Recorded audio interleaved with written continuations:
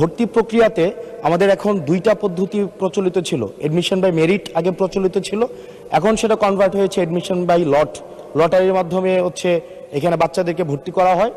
ফলত যেটা হয়েছে, ফিডার ইনস্টিটিউশনগুলোর শিক্ষার মান অনেক কমে গিয়েছে, যার ফলে টারশিয়ারি এডুকেশনে আমরা কোয়ালিটি সম্পন্ন ছাত্র আমরা বিশ্ববিদ্যালয়গুলোতে আমরা পাঠাতে পারি না। এখন মাননীয় মন্ত্রী মহোদয়ের কাছে আমার প্রশ্ন থাকবে, এই যে প্রাইমারি স্কুলে বাচ্চাদেরকে ভর্তি করানোর ক্ষেত্রে আমরা কি ভর্তি প্রক্রিয়াটা আমরা পরিবর্তন করব কিনা, নাকি এই যে এডমিশন বাই লটারির মাধ্যমে আমরা নিব এবং মেরিটকে আমরা সবসময় দমায় রাখবো, নাম্বার ওয়ান। আর নাম্বার টু আমাদের বর্তমান শিক্ষা পদ্ধতিতে আমরা যদি দেখি, আমরা যারা পয়সা দিয়ে কিনতে পারে তারা এখন ইংরেজি মাধ্যমটা কিনছে, যারা পয়সা দিয়ে ইংরেজি মাধ্যম কিনতে পারে না তারাই কেবল আপনি যেই শিক্ষা পদ্ধতি আমাদের জন্য জনজীবনের জন্য আপনি চালু করেছেন সেটা আমরা কিনছি, আর যারা সেটাও কিনতে পারে না তারা মাদ্রাসা শিক্ষা পদ্ধতি কিনছে। আপনার কাছে প্রশ্ন যে আমাদের বর্তমানে একটা দেশে এই তিনটা শিক্ষা পদ্ধতি যেটা অর্থনৈতিক অবস্থার উপরে নির্ভর করে চলে, এই তিনটা শিক্ষা পদ্ধতি জিয়ে রেখে আপনার কি মনে হয় যে আপনি একটা ইনক্লুসিভ শিক্ষা পদ্ধতি নিয়ে আমাদের দেশটাকে আগায় নিতে পারবেন? ধন্যবাদ। মূল প্রশ্ন ছিল জাহাঙ্গীর হোসেনের, মাননীয় সদস্য, সারা দেশে প্রাথমিক ও গণশিক্ষার উন্নয়নে কোনো প্রকল্প গ্রহণ করা হইয়াছে কিনা, হইলে তাহা কি?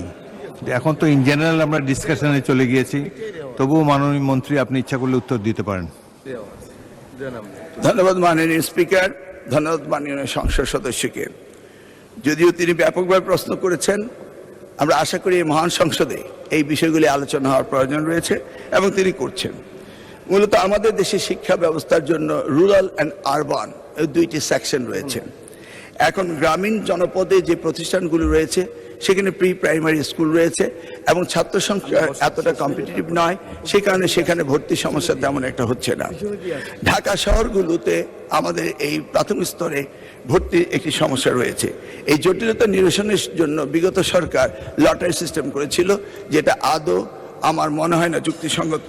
তবে আগামী বছরে এই শিক্ষা ব্যবস্থা ভর্তি সিস্টেম কিভাবে করা হবে সেটা আনুষ্ঠানিকভাবে আমরা স্টেক হোল্ডারদের সাথে, অর্থাৎ অভিভাবকদের সাথে বিভিন্ন রকম সেমিনার সিম্পোজিয়াম করে মাননীয় সংসদ সদস্য সকলের অভিমত নিয়ে একটি জনমত সৃষ্টি করে আমরা আগামী 2027 জানুয়ারি ভর্তির বিষয়ে চিন্তা করব।